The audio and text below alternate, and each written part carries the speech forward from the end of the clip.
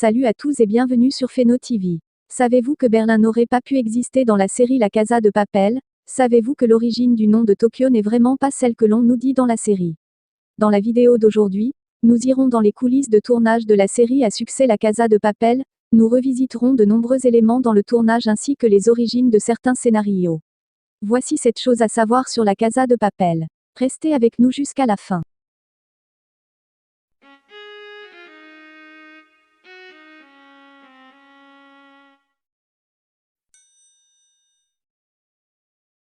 La série a fait un flop en Espagne. C'est la chaîne Antena 3 qui a diffusé tout d'abord la série La Casa de Papel.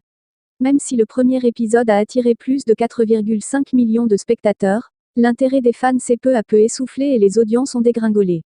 Quand la chaîne diffuse la fin de la partie 2, plus personne n'est là pour regarder le dénouement du casse, aux grandes dames des acteurs et de l'équipe de production. C'était donc la fin pour La Casa de Papel, jusqu'au jour où Netflix décide d'ajouter à son catalogue la première puis la seconde saison de la série, sans trop y croire. La suite de l'histoire, on la connaît. C'est la série Netflix la plus vue en France. En France, en Italie, en Argentine, on apprend dans un documentaire diffusé par Netflix que La Casa de Papel est la production Netflix la plus regardée, films et séries confondus, dans plusieurs pays. Dans l'Hexagone, elle est très vite rentrée dans la pop culture, en témoignent les nombreuses reprises du titre phare, Bella Ciao, Maître Gims, Vita, Slimane, Rémi, et les masques de Dali qui se sont vendus comme des petits pains. Des scènes qui virent à la catastrophe.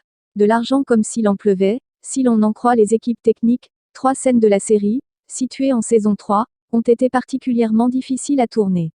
Et notamment la plus impressionnante qui précède le second braquage, le largage par dirigeable de millions de faux billets. Entre la pluie qui a transformé le papier en bouillie, les machines à vent qui sont tombées en panne et le retard accumulé dans la journée, cette scène aura été un vrai casse-tête à tourner comme l'explique Jesus Colmenar, l'un des réalisateurs. Le temps a en effet été peu clément envers les équipes durant le tournage des 2 dernières parties. Alvaro Mort, le professeur, et Darko Peric, Helsinki, ont frôlé le malaise sur le tournage lorsqu'ils ont dû tourner en Asie sous 40 degrés, tout en portant des tenues chaudes. La scène devait avoir lieu dans Atlantique Nord.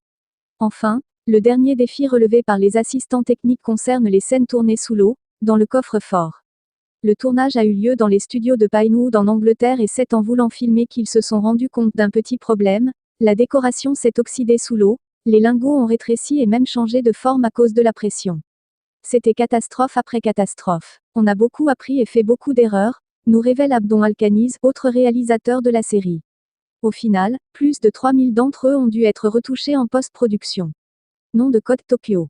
Pourquoi les personnages portent-ils des noms de villes? L'un des scénaristes de la série répond à la question, c'est en voyant le mot Tokyo écrit sur le t-shirt d'Alex Pina, le showrunner, qu'il a eu l'idée de nommer ainsi le personnage d'Ursula Corbero.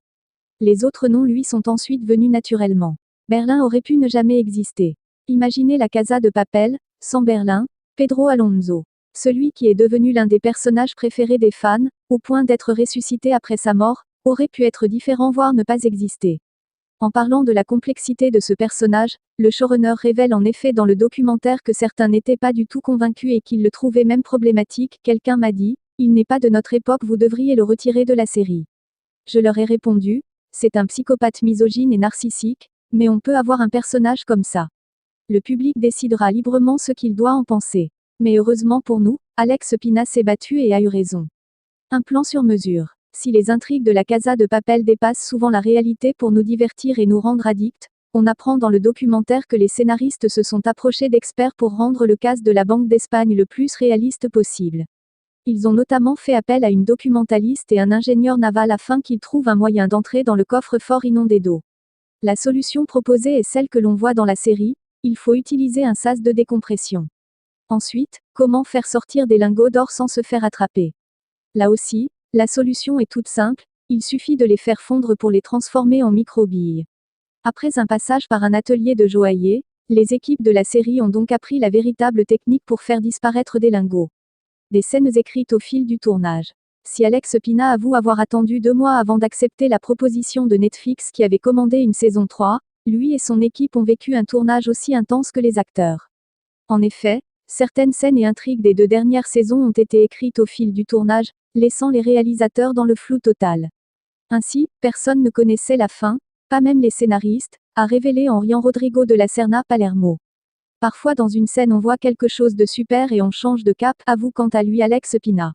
Un choix qui a mené à quelques situations cocasses, surtout lorsque les scénaristes ont dû jouer les scènes par visio pour que le réalisateur et son équipe puissent visualiser, en direct du plateau, ce qu'ils doivent tourner exactement. Et vous, La Casa de Papel est-elle votre série préférée? Avez-vous apprécié cette vidéo? N'hésitez pas de nous laisser vos avis en commentaire.